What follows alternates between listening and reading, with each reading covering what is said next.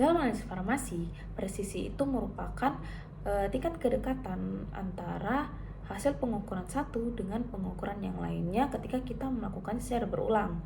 Misalnya, contohnya itu larutan paracetamol kita ukur dalam 3 kali. Misalnya yang pertama kita dapat 99,8%, kemudian yang kedua kita dapat 100,1%, dan yang terakhir kita dapat itu 9,9%. Karena ketiga data ini hampir sama, berarti metode yang kita pakai itu presisi. Kemudian apa bedanya repeatability dan juga intermediate precision? Jadi kalau repeatability atau intrahari itu dia dilakukan dengan alat yang sama, analisis yang sama, dan juga hari yang sama. Tujuannya itu melihat kestabilan hasil dalam kondisi yang sama. Sedangkan kalau intermediate precision itu dilakukan dengan hari yang berbeda, analisis yang berbeda, atau alat yang berbeda. Tujuannya itu melihat apakah metode yang kita pakai itu konsisten pada kondisi laboratorium yang nyata.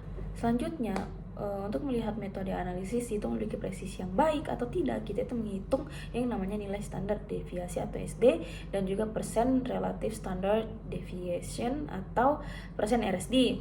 Misalnya kita peroleh 3 data, yang pertama itu 99,8, kemudian yang kedua itu 100,1, dan yang ketiga itu adalah 99,9. Kita hitung rata-ratanya, kita jumlahkan ketiga data ini, kemudian kita bagi 3. Jadi rata-ratanya itu adalah 99,93. SD ini atau standar deviasi ini itu digunakan untuk melihat seberapa jauh tiap data itu menyimpang dari rata-ratanya. Jadi ketika kita sudah hitung semua rata-ratanya tadi, kita bagi dengan N dikurang 1. Setelah dihitung, diperoleh itu hasil SD-nya sebesar 0,15.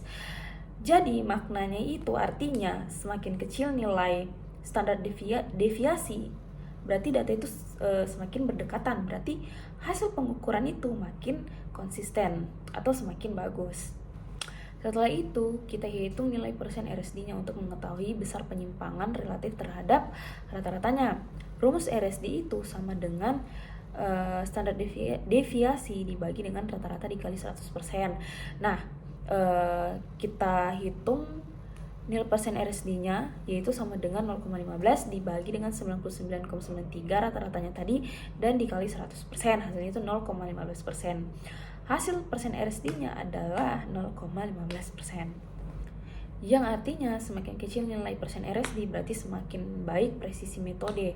Umumnya untuk analisis farmasi itu syarat persen RSD itu di bawah 2% itu dianggap baik. Selanjutnya, dalam analisis farmasi, akurasi itu adalah kedekatan hasil pengukuran dengan nilai yang sebenarnya. Nah, salah satu cara untuk menilainya adalah dengan metode standard addition atau recovery. Nah, langkah-langkahnya itu, yang pertama kita siapkan sampel paracetamol, kemudian sampel paracetamol diukur dan ditambahkan baku standar dengan jumlah tertentu. Kemudian kita ukur kembali, dilihat berapa persen baku yang terdeteksi. Nah, tujuannya itu adalah untuk memastikan metode ini benar-benar mengukur zat yang diinginkan dan juga melihat ada atau tidaknya gangguan dari matriks sampel. Selanjutnya, bagaimana caranya menghitung persen recovery. Jadi, rumus dari persen recovery ini adalah kadar yang ditemukan dibagi dengan kadar yang ditambahkan dikali 100%. Nah, contohnya ditambahkan standar 20 mg, kemudian hasilnya terukur itu adalah 19,8 mg. Jadi kita masukkan ke dalam rumus yang artinya 19,8 itu dibagi dengan 20 dikali dengan 100%. Hasilnya itu adalah 99%. Nah, interpretasi data nilai dari recovery yang baik itu biasanya berada pada rentang 98 sampai 102%. Jika nilai recovery-nya itu terlalu rendah, kemungkinan itu ada kehilangan sampel atau gangguan analisis. Kalau terlalu tinggi juga berarti kemungkinan ada interferensi atau kesalahan dari pengukuran.